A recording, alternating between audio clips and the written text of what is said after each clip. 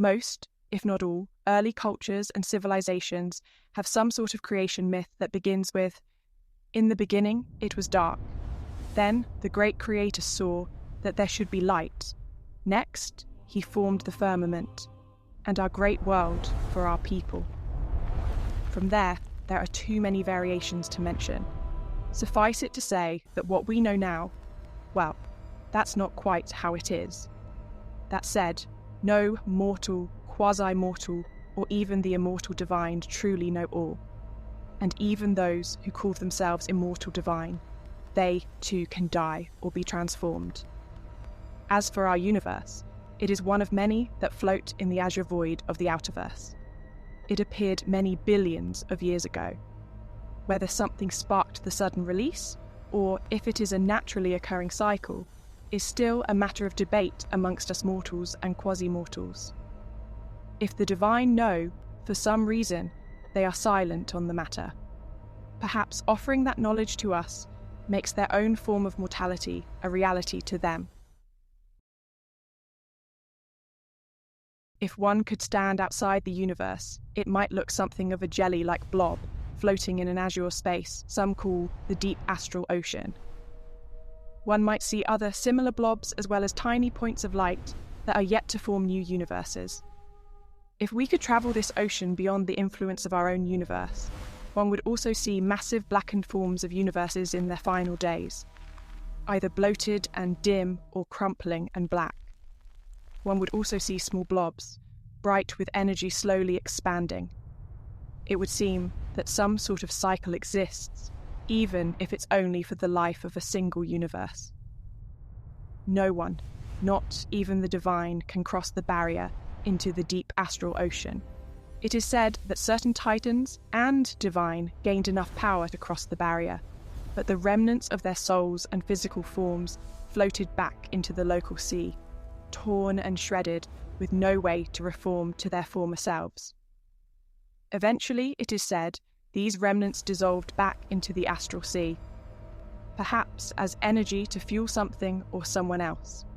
Alas, not even the divine as we know them can travel beyond the influence of the universe and the local astral sea to which they belong. The distance between universes and singularities is so vast that only a very few are known to be able to travel within it. The great old ones, the elders, the outer gods, and by so many other names they are known. They seem to exist beyond time and space, which, in fact, is only a part of the construct that supports a single universe. They are the ones that can travel the deep astral ocean and make their presence known in many universes and many realities of a single universe at once. Luckily, they are few. It is said that their interactions with our mortal realms and even entire universes can bring chaos and destruction. While some sow chaos, others do try to preserve a balance and protect the Outerverse from those who seem to meddle simply out of boredom. This pattern can be seen to repeat itself on the smaller universal level. Surrounding our universe is the local astral sea, and circling our universe like a necklace of gems are the spheres of the divine that formed when the universe was formed. These realms are outside, yet connected to our mortal space through the local astral sea. Each sphere, or realm, is multi-layered and is populated by like-minded divine. These realms often have their own rules of reality to varying degrees, and each layer within has its own rulers and factions, though these others are loyal to the most powerful of the realm. First came the immortal Titans, who divided the young universe amongst themselves and constantly warred for control over vast territories in mortal space and the outer spheres. They were few, but massive and powerful. Many gave birth to children, or spawned offspring we now call the divine.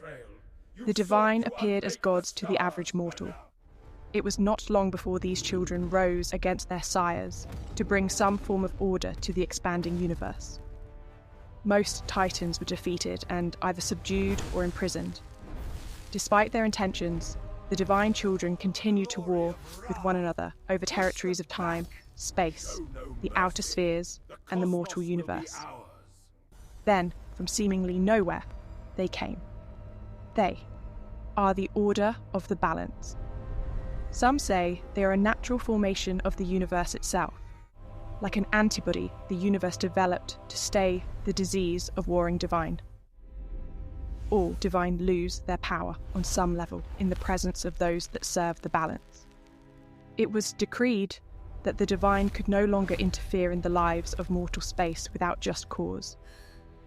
Those that interfere are subject to judgment, the consequences ranging from suspension to mortality to being recycled out of existence. And this brings us to our present. The divine have influence indirectly over mortal space. They are seen as gods and creators. On some level, this is true, but not even the Titans can spark the birth of a universe, and the divine certainly cannot create worlds from nothing. Yet, mortal emotions offer a certain energy the divine can feed off of. Many like-minded divine will ally with one another and form a pantheon, and from there collect messengers to spread their word and create great factions that feed their power. The most powerful can travel the many alternate realities of a single universe to try to manipulate each one to their cause. Of course, there are others who oppose this and fight against imperialists in deference to the balance. And the order of the balance has its own army of defenders for us mortals.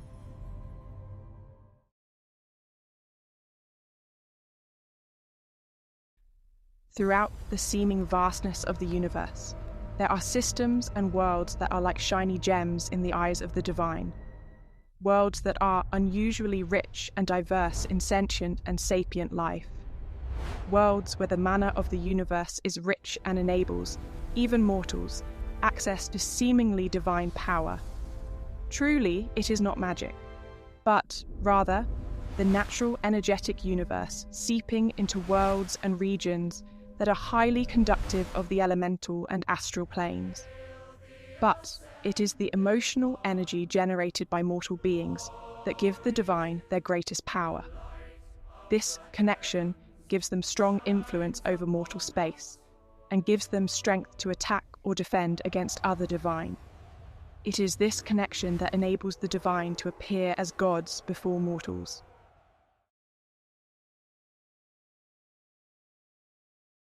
From the context of an entire universe, there are a number of worlds where the manna of the universe is rich, and some are particularly rich. One such shining gem is a world the locals call Urath. It sits in an arm about 2/3 out from the centre of its spiral galaxy. Though not common, it has a sister world that diverged when a binary star system formed, yet the two stars broke apart and formed separate systems. The greatest scholars believe the divine enslaved some titans to help them separate these systems, but to what end, no one can truly fathom. After 5 billion years, these systems are at opposite sides of the galaxy. Urath's sister, known to the locals as Earth, no longer believes in the divine. Most view a single great creator. However misplaced, it is more accurate than the belief in pantheons the divine have created on Urath. The mana flow has dissipated on Earth, and only a very few divine look to create any form of influence there. Their power is small and continues to dwindle. At some point, Earth will be a true free world, devoid of the influence from those who wish to rule, for no other reason than the euphoria of power and feeding on the emotions of mortals. Hail the Master! Hail the Master! Urath, however, burns bright with energy, and the divine flock there like the proverbial moth to a flame. Many of the people of Urath recognize the divine for who they are, beings with desires oddly like mortals. Despite that, many people look to them with a certain respect or in awe of their immortality and power. Though most understand the divine are not creator gods, they still build temples and perform rituals for them as if they were. On such a world, the Order of the Balance must work hard and maintain a defense to keep its inhabitants from falling under the influence of a single divine and/or its pantheon. On Urath, the elemental order exists. We are a group of mortals consisting of 4 women and for men of any race. However, non-gender races cannot be part of the order. It is actually the contrast of gender that contributes a fluctuating balance that is the power behind the elemental order. True neutrality cannot be a defense against order and chaos and perceptions of good and evil. When the entire order is in sync, the divine are easily kept in check. But the most wily divine are always seeking to undermine this balance.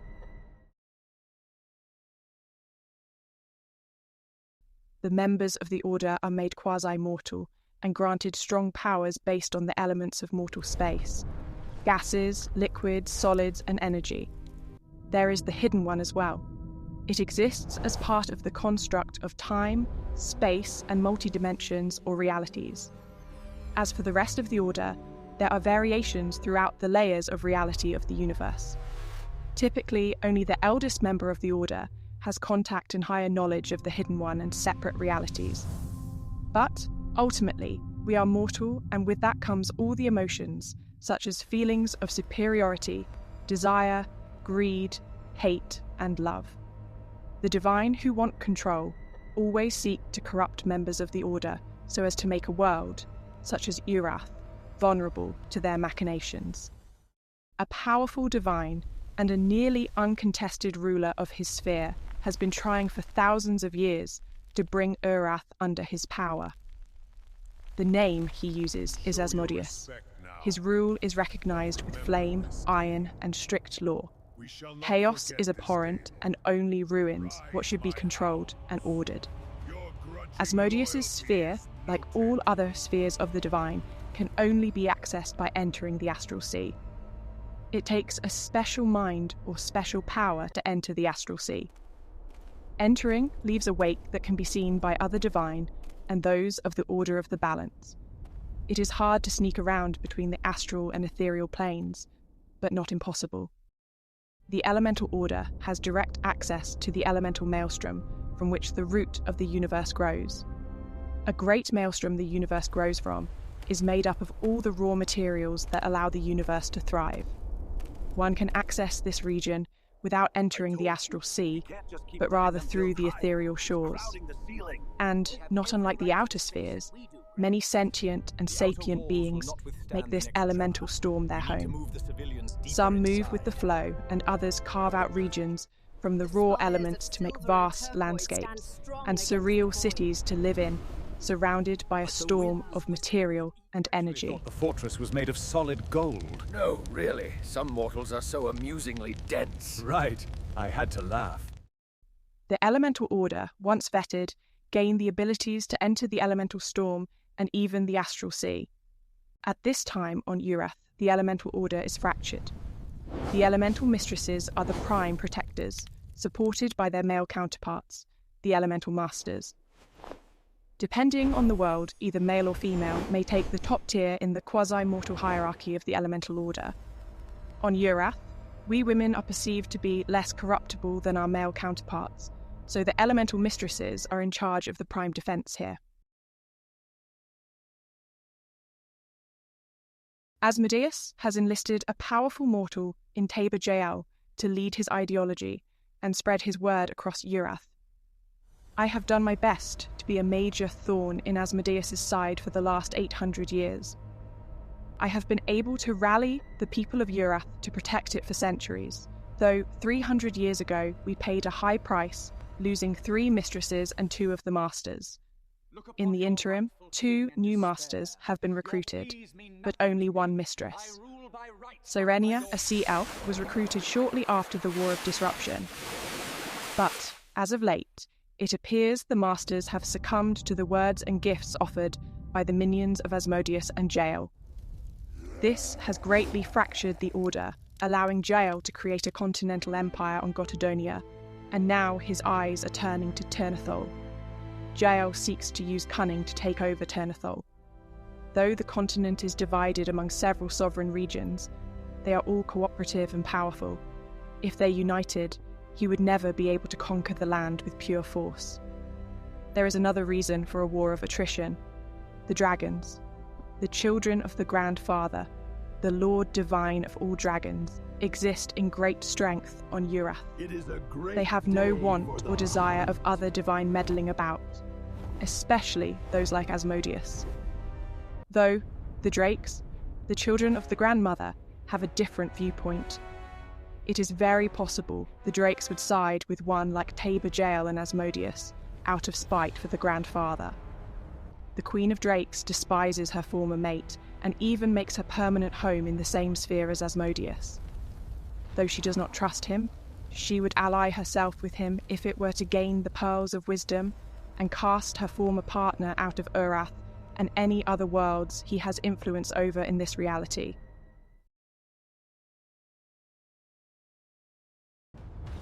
War is brewing. To the west is Ternethol. Tabor Jael has occupied nearly 2/3 of his home continent of Gotadonia. The eastern region beyond the Spiraskrieg Mountains is still protected by humans and elves in the central regions and the south. The north is occupied by a group of elves and a tribal population of humans on the Rilorn Plateau. All passes to the west are watched by elves and humans alike. In the south, below Jael's empire, the Sea Elves maintain a free region. In Jael's mind, he will deal with them later. Jael has left control of his empire in the hands of his daughter, Myella, known as the Regent of Gotadonia. Perhaps even more cruel than her father, she is one no one wants to cross. Her father prefers law and order, albeit to the extreme. But Myella can be unpredictable and enjoys torture. She is a very powerful sorcerer, and there was a rumour that she was experimenting in the outlawed practice of necromancy. But it is said, Jael is firm believer in the banning of the practice of the sorcery of death.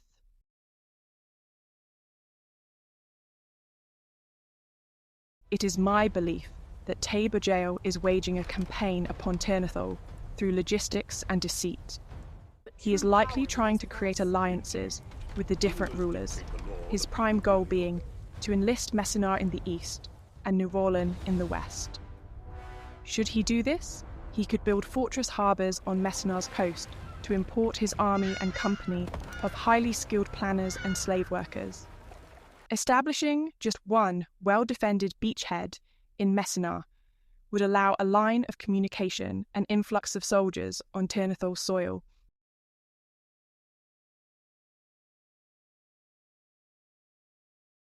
North of Messinar, the elves of Talana have observed this and are calling for a meeting of all Ternethol leaders to a council. Additionally, they have established a communication line with their cousins, the Sea Elves and the Elves of Silvanaro in the southeastern region of Gotadonia. Meanwhile, in the west of Ternethol, Nuvolen and Nordok are on the brink of war.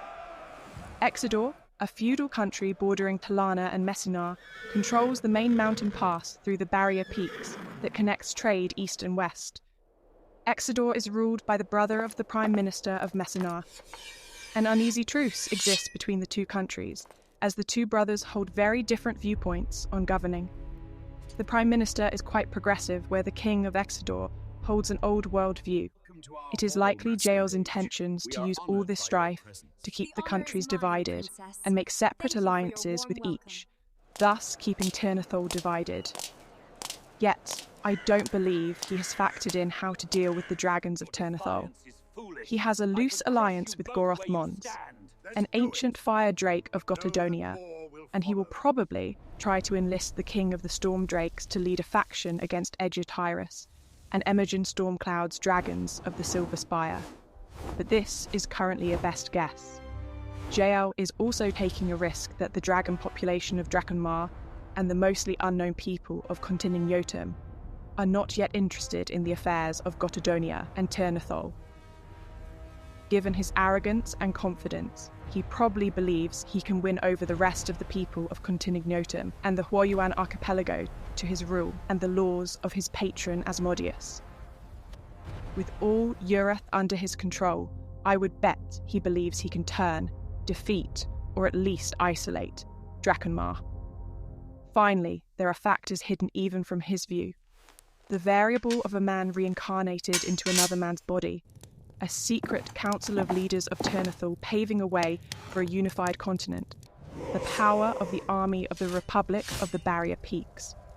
In his own backyard, there is still strong resistance in the east, and possibly unknown allies hidden in mountains in the northeast of Gotodonia.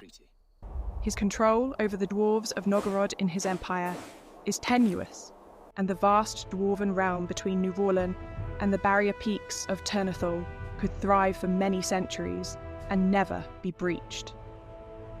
Finally, the motives of his own daughter may be a debilitating factor. I smell a desire to rule over death coming from her. I know it well. It is the same I sensed in Enoth over 300 years ago. Jael's wish for a quiet and concise takeover has many obstacles, not the least of which is his arrogance and ego. The same goes for Asmodeus. I have fought him for nearly a millennia, and I will continue to win and protect this world until Asmodeus is cast out forever. Then I will wait for whichever divine comes to take his place and defeat it as well.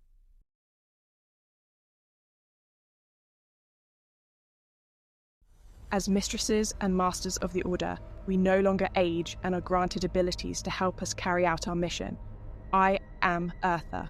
I have been protecting Urath for over 800 years. I do not just serve the balance, but also Urath. It is my home, my life, my very being. I hear her voice. I feel her breath. Her pain is my pain. Behold, Urath, a playing field for divine conflict and where the future of mortals hangs in the balance.